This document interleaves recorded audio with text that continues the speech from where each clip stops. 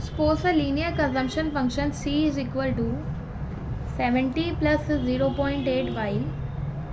Investment हमारा यहाँ पे किसके इक्वल है? इन्वेस्टमेंट यहाँ पे 120 के इक्वल है। नेट एक्सपोर्ट आप लोगों के कितने हैं? नेट एक्सपोर्ट है आप लोगों के यहाँ पे 0। फाइंड दी इक्विलिब्रियम आउटपुट जो है आप लोगों को यहाँ पे बताना है कि इक्विलिब्रियम आउटपुट जो है आप लोगों को यहाँ पे ये किसके इक्वल जो है आपको यहाँ पे नज़र आएगा? 980, 915, 920, 910। लगाइए इसके ऊपर माइंड मतलब दिमाग लगाइए आप ज़रा, फिर मैं आप लोगों को सॉल्व करवाती हूँ।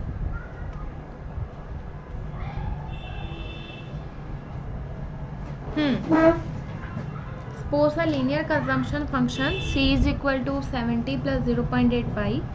इन्वेस्टमेंट i जो है आप लोगों की 120 है और नेट एक्सपोर्ट जो है हमारा कितना है? नेट एक्सपोर्ट है हमारा 0। Find the equilibrium output. देखिए यहाँ पे आप लोगों ने क्या करना है इक्विलिब्रियम आउटपुट को निकालने के लिए। How you can do this thing मैं आप लोगों को समझाती हूँ।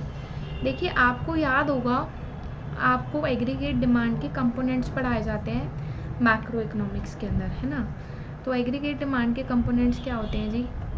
C plus I plus G plus NX। यही चीज़ आप लोगों ने पढ़ी थी, स्टडी करी थी। अब जो आपका मैक्रो इकोनॉमिक इक्विलिब्रियम होता है, मैक्रो इकोनॉमिक इक्विलिब्रियम क्या होता है?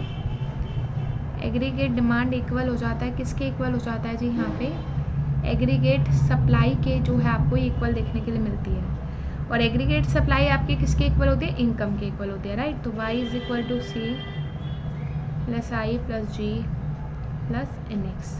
ओके, अब आपने यहाँ पे क्या करना है? यहाँ पे आपने सिर्फ रिप्लेसमेंट करनी है। रिप्लेसमेंट करने से मतलब क्या है मेरा? What is the meaning of this replacement? यहाँ पे हम लोग वैल्यू पुट करेंगे। वैल्यू कैसे पुट करनी है? कंजम्पशन की जगह पे कंजम्पशन डाल दो 70 प्लस 0.8y। इन्वेस्टमेंट कितना है? इन्वेस्टमेंट है आप लोगों का यहाँ पे 120। ओके, और नेट एक्सपोर्ट तो कुछ है नहीं, ना ही गवर्नमेंट एक्सपेंडिचर है, तो उसको तो आप डालो या ना डालो कोई फ़र्क नहीं पड़ता, वो तो ज़ीरो ही रहेगा, उसके अंदर कोई भी चेंज नहीं आता।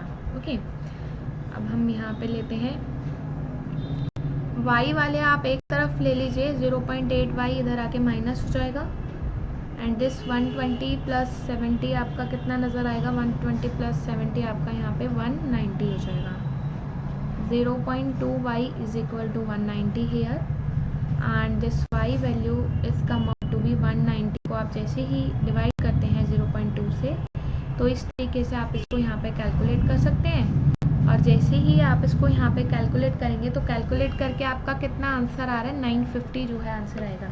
देखिए मतलब ये इकोनॉमिक्स का इतना इम्पॉर्टेंट न्यूमेरिकल जो है ये बन चुका है, इतना इम्पॉर्टेंट कॉन्सेप्ट जो है ये बन चुका है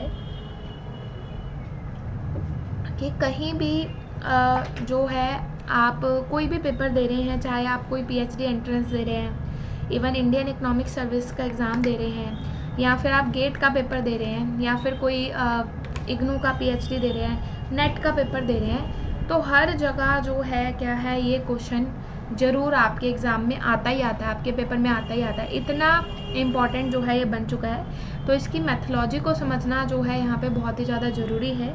इसकी मैथोलॉजी के लिए आपने यहाँ पे क्या करना है जी? यहाँ पे आपने अपना एग्रीगेट डिमांड के आपने कंपोनेंट डाले और एज यू नो जो हमारा मैक्रो इकोनॉमिक इक्विलिब्रियम होगा, मैक्रो इकोनॉमिक इक्विलिब्रियम क्या होता है? C plus I plus G plus NX। तो वही चीज़ हम लोगों ने यहाँ पे डाली है और उसको अगर आप यहाँ पे डालते हैं तो किसके इक्वल आएगा? 950 के इक्वल जो है आपको यहाँ पे ये नज़र जो है क्या है आता है।